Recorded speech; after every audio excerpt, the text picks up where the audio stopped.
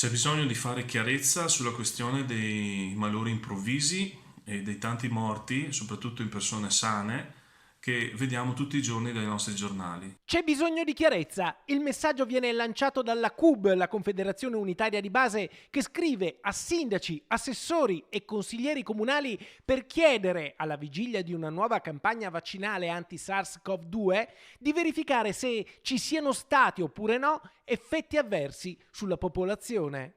Con la lettera che come CUB Veneto abbiamo trasmesso ai sindaci, assessori e consiglieri comunali di tutti gli enti locali del Veneto, abbiamo voluto sollevare la cortina di silenzio che è calata sugli effetti della vaccinazione di massa della popolazione avvenuta nel 2021 contro il virus SARS-CoV-2. E chiederemo i dati alle varie aziende sanitarie del Veneto e vorremmo anche interessare la magistratura. Ci sono troppi casi di malori improvvisi, quindi c'è un aumento esponenziale dei casi di tumori e di recidive, ci sono gli aumenti dei tassi di malattia degli operatori sanitari, aumentati anche fino al 30%.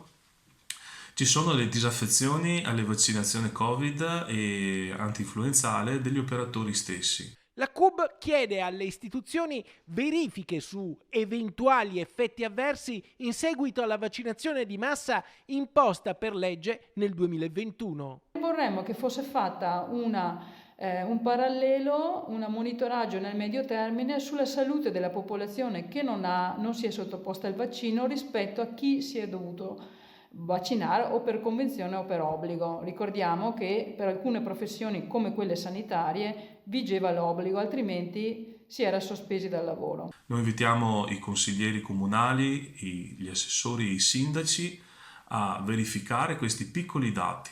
Sono cose che si possono veramente monitorare per capire un fenomeno.